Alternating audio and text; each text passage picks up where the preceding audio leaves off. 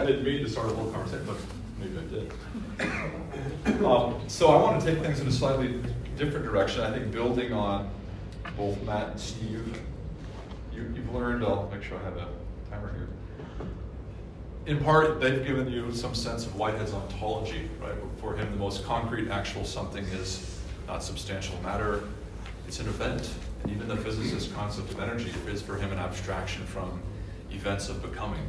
And so Matt used the language of occasions of experience or actual entities. They're verb-like sparks of becoming. And it's their relatedness in the widest possible form that is that extensive continuum, that electromagnetic society. So I've written a long paper as well. The first three parts of it are a rethinking of an ontology for the Plasmaverse, or the process Plasmaverse. And in part, what I'm suggesting there is every event for Whitehead is an ontoelectric event in some way.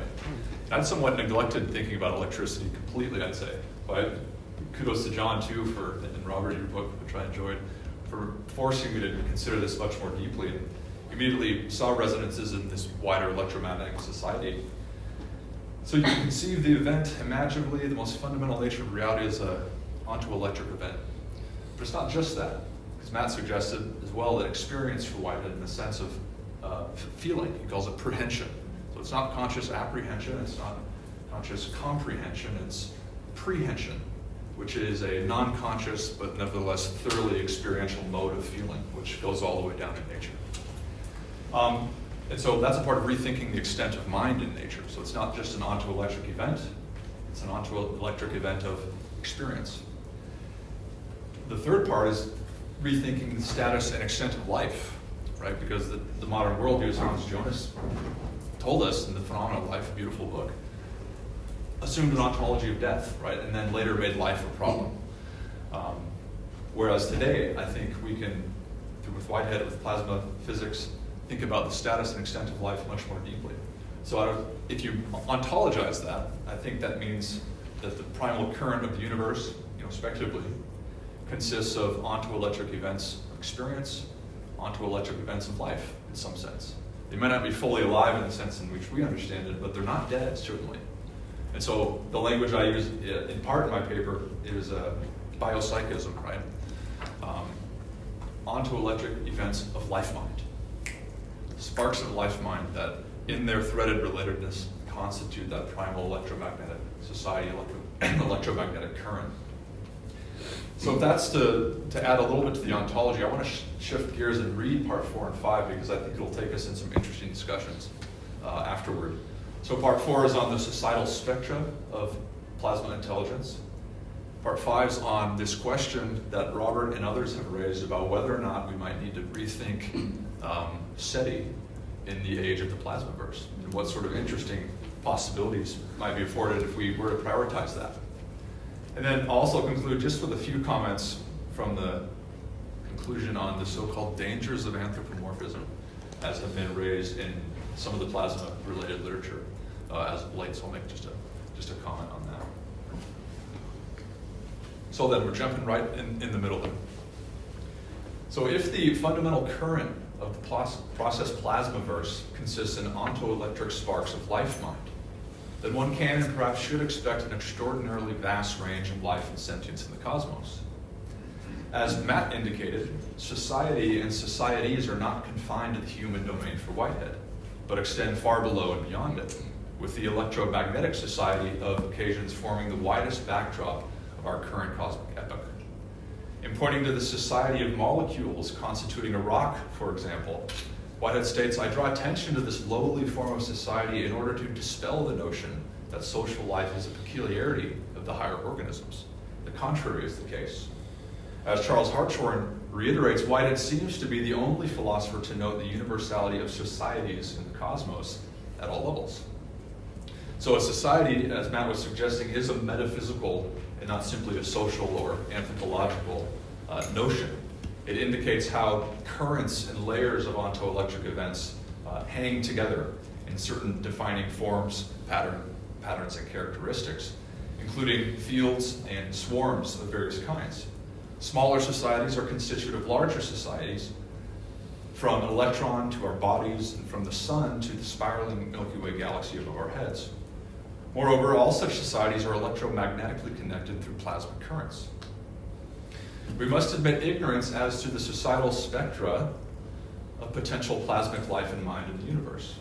We know plasmas come in a diversity of terrestrial and extraterrestrial manifestations, from single flames to lightning balls and sprites, to Norway's Hesdalen lights, plasmoid playfulness, and nebular clouds and filaments that envelop our stellar neighborhood, itself a minuscule part of the cosmoneurological synapses forming the cosmic web of the universe. Not all plasma societies are of equal kind, however, and can diverge greatly in terms of internal complexity and organization. This is important when considering the possibility or actuality of diverse extraterrestrial plasma life. The fact that sometimes plasma can behave like living beings cannot prevent us from hypothesizing that sometimes such plasma may evolve towards structures containing intelligence and consciousness, Massimo Teodorani states, and he'll join us tomorrow morning. As I've demonstrated elsewhere, the process tradition has expressed varieties of openness, wonder, and affirmation of the plurality of potential sentient life in the cosmos. This, I would submit, is inherently related to their underlying conviction, however diversely expressed, that life and mind are irreducible ontological ingredients of evolution, and that evolutionary complexity is the growth and intensification of these ingredients. In communicating his own openness to the utter diversity of sentient life forms, many of which may be entirely unintelligible to us, Whitehead reminds us that we are part of a vast sentient series. And here's a quote that's been attributed to him, one of my favorites. He says, "I see no reason to suppose that the air about us and the heavenly spaces over us may not be peopled by intelligences or entities or forms of life as unintelligible to us as we are to the insects. In the scale of size, the difference between the insects and us is nothing as between us and the heavenly bodies. And who knows, perhaps the nebula are sentient entities, and what we can see of them are their bodies. That is no more inconceivable than there may be insects with acute minds, though their outlook would be narrower than ours. My point is that we are part of an infinite series, and since the series is infinite, we had better take account of that fact and admit into our thinking these infinite possibilities." Now, one of these possibilities is that the heavenly body that is our sun, with its own electromagnetic plasma rhythms, may itself be a living and intelligent entity. Such a possibility is not foreign to what a biopsychic ontology may allow. Whitehead's philosophy, for example, undergirds Hungarian astrophysicist Attila Grampier's Helios theory, which argues that the sun is a self-regulatory system that is likely a cosmic living organism. We have obtained, he says, strong evidence in accordance with a whole set of scientific indications to claim that our sun is a cosmic life form indeed. Of course, he adds, not a protein-based life form, but a generalized plasma-based life form. With reference to Whitehead, Rupert Sheldrake has recently returned to the question of whether the sun, with its electromagnetic plasma fields, is conscious. According to Sheldrake, the recent panpsychist turn in philosophy of mind opens the possibility that self-organizing systems at all levels of complexity, including stars and galaxies, might have experience, awareness, or consciousness. Whitehead's philosophy of organism, according to Sheldrake, with its affirmation of a form of panpsychism, is a fitting context, philosophically, for considering the potential awareness of solar plasma life. Currently, theoretical biologist Michael Levin, Tufts University, is also speculating about the possibilities of a newly emerging field of diverse intelligence as an interdisciplinary effort to develop frameworks with which to recognize, build, and ethically relate to intelligences and novel embodiments. What he terms the search for unconventional terrestrial intelligence is just as important as the search for extraterrestrial intelligence. Although people will laugh, he says, at the idea of intelligence in the patterns of a truly rarefied medium, such as the solar plasma, it is the business of diverse intelligence research to be genuinely open to the space of possible minds in both terrestrial and extraterrestrial forms. For Levin, this is the only posture that is capable of overcoming what he rightly calls the mind blindness characteristic of modern science and philosophy. As Whitehead indicated above, he did not suffer from mind blindness and took the space of possible minds very seriously. His openness to the potential sentience of vast plasma structures constituting stellar nebulae resonates with French Jesuit archaeologist, paleontologist Teilhard de Chardin's own conviction that should we in time possess plates that were sensitive to the specific radiation of the new spheres scattered throughout space, it would be practically certain, he says, that what we saw registered on them would be a cloud of thinking stars. That nebular clouds might be living, intelligent, and even conscious certainly challenges our conventional understanding of the forms intelligence might take. But Fred Hoyle's classic, The Dark Cloud, which centers on an intelligent extraterrestrial cloud, may be far from fiction in a process plasmaverse. Robert Temple, for example, has recently suggested that the Kordylewski plasma clouds enveloping our Earth-Moon system may be in some sense alive and supremely intelligent. If the clouds are intelligent, as I am suggesting, Temple states, then they already know all about us, while we know almost nothing about them. Whether we can know and be known by plasma clouds or entities remains an open and worthwhile question. What we do know is that some plasmas exhibit lifelike and mind-like characteristics and behaviors, including autopoietic self-organization, novel and purposeful behavior, and perhaps even curiosity and awareness, as has been recorded by pilots and astronauts on various missions. According to Ron G. Joseph and his colleagues, here I'll quote, "Plasma-like entities have been photographed congregating in the thermosphere above and diving into massive thunderstorms below, gathering around satellites, generating electromagnetic pulses into the space medium, approaching and appearing outside the windows of NASA space shuttles, changing velocity and direction, and making sudden 45-degree to 90-degree turns, and following and even colliding and intersecting with one another." They continue, "It's well documented experimentally that plasmas are self-organizing, engage in complex behavior similar to multicellular organisms, take the shape of spheres, ovoids, helixes, and often have central nucleus or void protected by electric double layers consisting of an inner layer of negatively charged electrons and an outer layer of positively charged ions." Plasma theorists have also suggested that such plasma activity may account for the many UFO and UAP sightings over the centuries. In 1962, this was an interview, Kenneth Arnold, who was an American aviator at the time known for one of the most popular UAP sightings in the United States. It was over Mount Rainier in Washington. He states, "After some 14 years of extensive research, it's my conclusion that the so-called unidentified flying objects that have been seen in our atmosphere are not spaceships from another planet at all, but are groups and masses of living organisms that are as much a part of our atmosphere and space as the life we find in the oceans."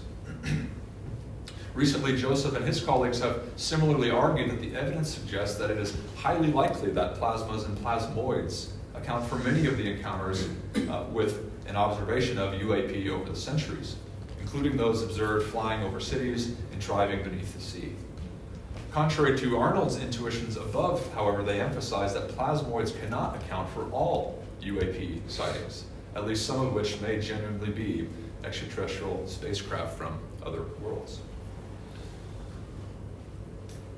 Whatever the case, likening space not to an empty void, but to an electromagnetic ocean into whose currents innumerable plasmic life forms may swim, opens all manner of new possibilities for potentially detecting and interacting with extraterrestrial plasma life and intelligence. As several plasma theorists have emphasized, should space be a plasmic ocean, then the traditional methods associated with SETI may need to be reconsidered and creatively expanded. So transition now to the SETI discussion for part 5. SETI has had a long and exciting history of employing different methods in the hope of interacting or intersecting intelligent signals from other planetary civilizations. Radio SETI principally looks for artificial radio signals from extraterrestrial worlds with a focus on specific frequency ranges. Optical SETI, however, focuses on detecting flashes of light indicating intelligent laser communication from distant planets. Indeed, SETI scientists have principally focused on detecting techno-signatures as sure signs of otherworldly intelligence. METI, that is messaging extraterrestrial intelligence, however, is actively involved not just in listening, but also sending messages to different star systems. both SETI and METI hope that in making contact with extraterrestrial technological intelligence, somewhat akin to our own, we might finally answer the question, are we alone in the negative? From the perspective of process Plasmaverse, I would submit we are not alone. The ocean of space is vastly populated as a natural consequence of how an ontoelectric universe, one that is fundamentally biopsychic in nature, evolves. Holding to an electro-biopsychic process ontology may indeed offer grounds for critiquing SETI's arguably narrow methods as overlooking the possibilities afforded by a plasmaverse, where plasmic life and intelligence of various kinds may be much more common, far closer to home, and perhaps even responsible in some way for the evolution of organic life on this Earth. This later conviction, it seems, should be of interest to astrobiologists who may or may not be informed of the seemingly lifelike nature of plasma activity.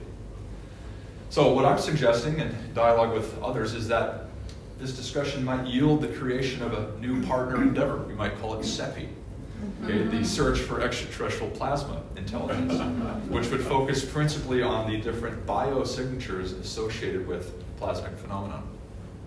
According to Vadim Chajstovic and his colleagues, plasma structures can have all the necessary features to form inorganic life and should be taken into account for formulations of how a new SETI-like program, based not only on astrophysical observations, but also on planned new laboratory experiments, including those of the International Space Station, can be considered.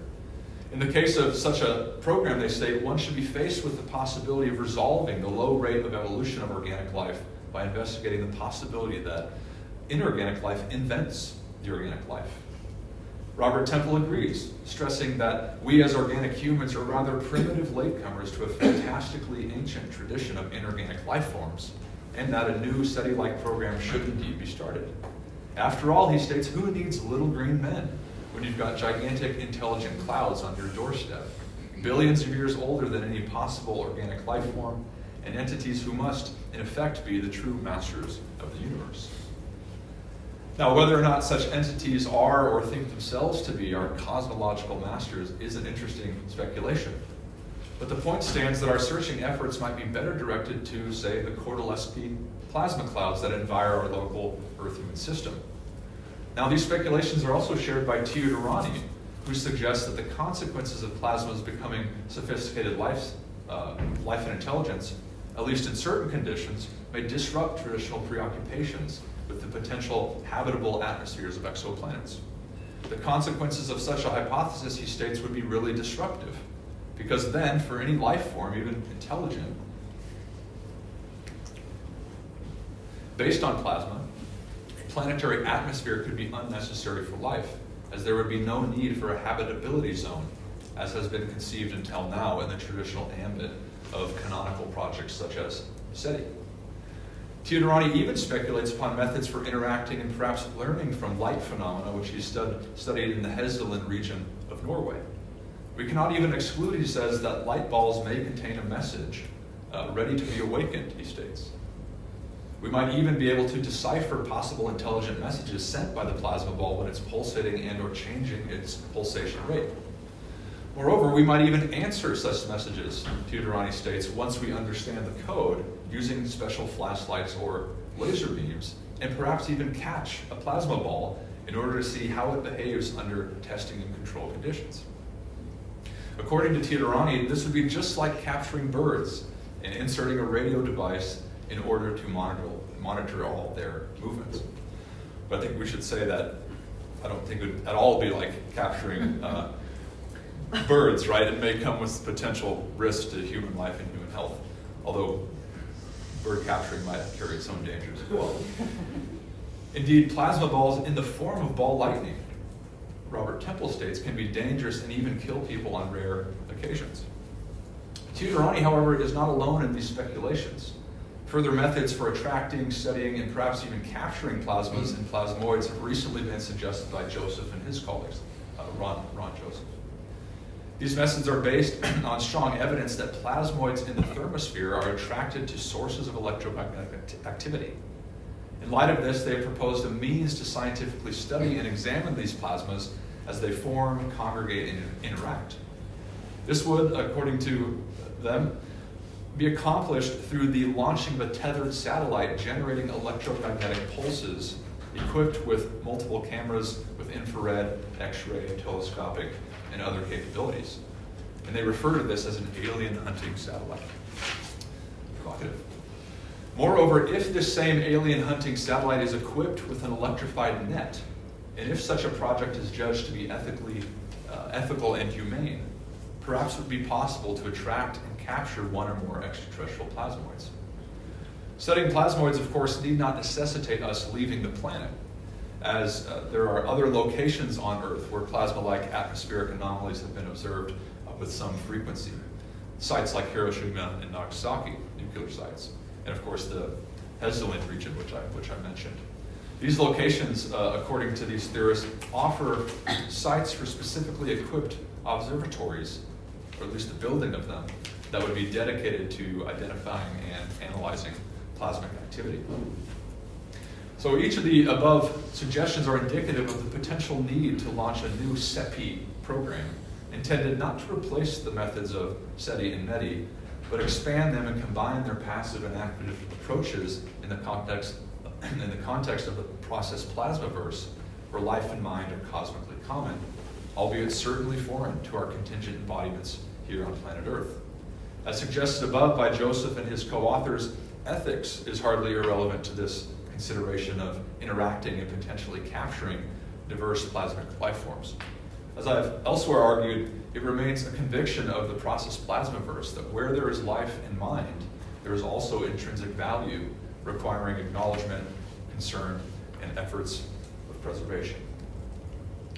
So now, before to conclude, just a couple paragraphs here on this issue of anthropomorphism that's been raised. Final digression, if you want. So this issue of the dangers of anthropomorphism has been raised by Ron, Joseph, and his colleagues in relation to speculations of plasmic life and intelligence. It's noteworthy that this charge has also been leveled against Whitehead's philosophy throughout the years. So could it be that we're fooling ourselves yet again, and that what looks like purposeful behavior and complex social interactions in plasmas is simply not? Joseph and his colleagues have recently raised this concern, saying although these electromagnetic entities engage in behaviors that seem purposeful and which may represent curiosities, such as appearing outside space shuttle windows, as if looking inside or materializing inside a cockpit and then slowly traversing or surveying the aircraft, one must be careful not to anthropomorphize what may be push and pull electromagnetic activity, they state. On the other hand, they add the dominant energy that fuels the human brain is electromagnetic. This recognition that the human brain is itself a profound example of electromagnetic activity, linking together human life, human intelligence, and human consciousness is not insignificant, for we are part and parcel of the Plasmaverse. And we know that life, intelligence, and consciousness are in no way confined to us. Nevertheless, Joseph and his colleagues again reiterate it is important to avoid anthropomorphizing what may be purely electromagnetic push and pull, and representative of Descartes' concept of automata. According to Descartes, they go on, all animals are automata, no different from machines. Only humans are non-automata, because humans have a soul. Descartes, they add, never disputed the fact, however, that animal automata are alive. It should be stressed, however, that recourse to mechanistic thinking, as represented here in this reference to Descartes, feels entirely unsuited to the Plasmaverse. Nor does the notion of living automata seem coherent at all. As Whitehead reminds us, it was this disastrous Cartesian philosophy which bifurcated mind from body and human experience from the rest of the natural world. Thus, recalling Descartes at this point in scientific and philosophical history seems to too easily return us to a pre-quantum presupposition leading straight to what Whitehead calls a materialistic, mechanistic nature surveyed by cogitating minds. A world that he describes as senseless, valueless, purposeless, just doing what it does do, following a fixed routine imposed by external relations which do not spring from the nature of its being. Indeed, should scientists and philosophers seek to develop an ontology for the Plasmaverse, they should surely follow Whitehead's philosophy of organism and not Descartes' mechanistic materialism. I would finally submit that the so-called danger lies not in naive forms of anthropomorphism which all are wont to avoid. It rather lies in neglecting to affirm life, intelligence, and consciousness as anthropocosmic expressions of the process Plasmaverse. Thank you.